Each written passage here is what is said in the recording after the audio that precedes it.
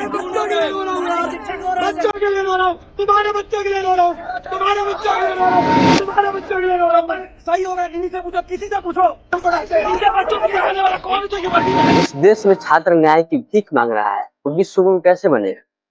जिस देश में गुरुओं को मारा पीटा जा रहा है, जिस देश में गुरुओं का अपमान किया जा रहा है, जिस देश में गुरुओं को नामर्द बोला जा रहा है, वो देश विश्व गुरु कैसे बनेगा और क्या सिखाएगा विश्व को? इसी बात को लेकर के मेरे गले में चोट भी लगी है, पैर में भी चोट लगी है। एसएससी को आना पड़ेगा सर, ये बदलना पड़ेगा, हमें एडीपीडी नहीं चाहिए।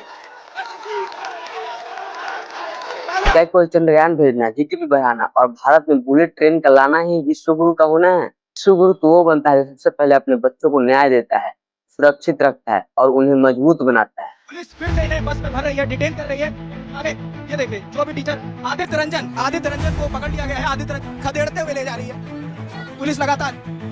स्टूडेंट इन्हें बचाने की कोशिश कर रहे थे। नमस्कार दोस्तों, मेरा नाम अभिषेक है। मैं भी करंट टाइम में अभी कॉम्पिटिटिव एग्जाम का तैयारी करता हूँ। अगर आप भी किसी भी एग्जाम का तैयारी कर रहे हैं तो आपके लिए ये वीडियो बहुत महत्वपूर्ण है। उस 10 मिनट रील्स स्क्रॉल करने से महत्वपूर्ण है, उससे कई गुना बेहतर है। तो इस वीडियो को अंत तक देखिए और ध्यान से सुनिए। और आपसे एक रिक्वेस्ट है, आप मेरे चैनल को सब्सक्राइब करिए और आइए वीडियो के टॉपिक को वापस आते हैं।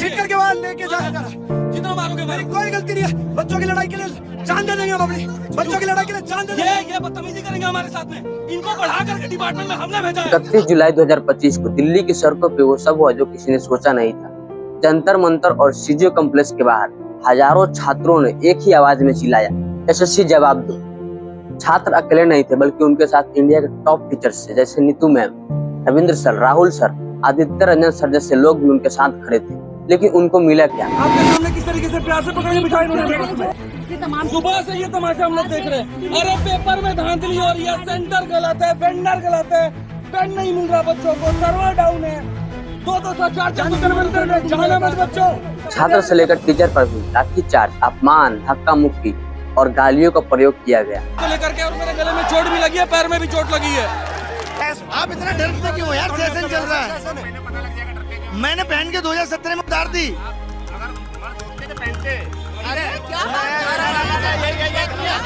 सारे शिक्षकों को एक बस में डिटेन किया जाता है और उन्हें 4 घंटे तक लगातार घुमाया जाता है।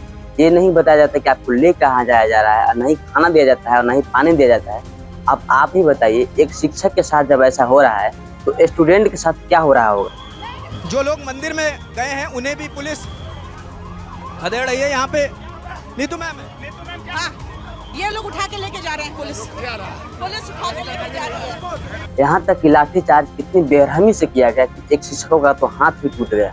पुलिस उठा के लेके जा रही है हम सभी को, क्योंकि उनका मानना है कि हम लोग इस लायक नहीं हैं कि हम लोग बच्चों की आवाज उठा सके। क्या गुनाह हो गया, क्राइम हो गया? ये तानाशाह सरकार है जो बात अपनी बोलने तक नहीं देती है। कौन सा मतलब होता है? जिस सरकार में 10 बजे तक पेपर हो सकता है, धरना क्यों नहीं हो सकता? मीडिया साथ चलो, मीडिया हमारे साथ चलो, मार देंगे। अच्छा, उन शिक्षकों की क्या गलती थी? यही गलती थी कि उन्होंने बच्चों की हक की लड़ाई को लड़ने के लिए गए थे। उन्होंने अपनी बच्चों की आवाज को बुलंद करना चाहा, उन्होंने अपनी बच्चों की आवाज को सरकार तक पहुंचाना चाहा। क्या उनकी यही गलती थी? अब तो भारत में इंसाफ मांगना और अपने हक की लड़ाई लड़ना एक अपराध के समान हो गया है। अगर आप यहाँ पे इंसाफ मांग रहे हैं तो आपको इंसाफ के बदले में लाठी दिया जाएगा। अब आपके मन में एक सवाल चल रहा होगा कि आखिर इतना बड़ा हंगामा हुआ क्यों, आखिर इतना बड़ा आंदोलन हुआ क्यों? तो आइए इसे डिटेल्स में समझते हैं। ये कहानी है उन लाखों छात्रों की जो एसएससी सिलेक्शन पोस्ट फेज 13 का एग्जाम देने निकले थे। ये एग्जाम 24 जुलाई से 1 अगस्त तक होना था, लेकिन बीच में ही अचानक से साइबर क्रैश और टेक्निकल इशू और पेपर रद्द होने की खबर आती है। अब आप ही सोचिए कि अपने घर से 500 से 1000 किलोमीटर दूर एक एग्जाम देने के लिए जा रहे हैं, जिसमें ट्रेन की टिकट और होटल खर्चा और सालों की मेहनत लगती है और जिसमें माँ बाप की उम्मीदें जुड़ी रहती है।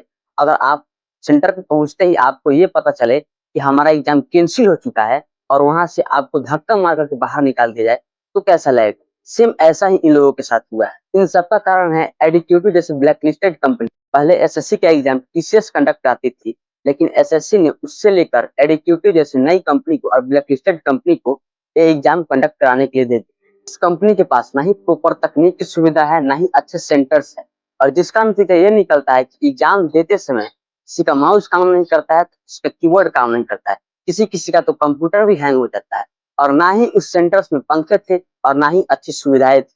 जब बच्चों ने आवाज उठाई तो उसे बाउंसर से पिटवा करके वहां से कह दिया गया कि यहाँ से तुम लोग घर चले जाओ, तुम्हारा एग्जाम रद्द कर दिया गया। किसी किसी का तो बायोमेट्रिक मैच नहीं हो रहा था, नहीं पेन की सुविधा थी, नहीं पेपर की सुविधा थी। एक ऐसा अन्याय कर रही है सरकार छात्रों पे।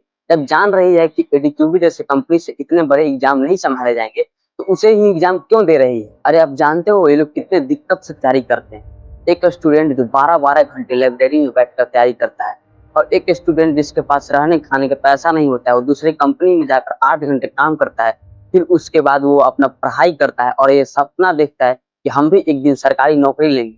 लेकिन आप लोगों को चंद भर नहीं लगते हैं पेपर लीक कराने में और पेपर को रद्द कराने में और ऐसे ऐसे हरकतों करने में।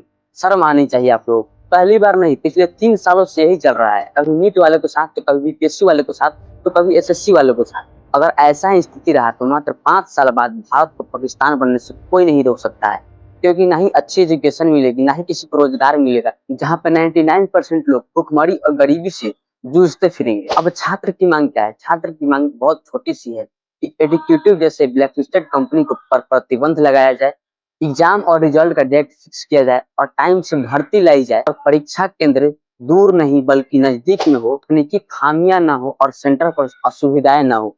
क्या ये मांगे गलत है? बिल्कुल गलत नहीं है दोस्तों। अगर आज हम और आप चुप रह गए तो फिर कल किसी का सपना सेंटर के बाहर दम तोड़ देगा। ये टाइम है एकजुट होकर आवाज उठाने का, ताकि कल कोई और स्टूडेंट ये न कह सके सरकारी नौकरी तो मेरा सपना ही रह गया।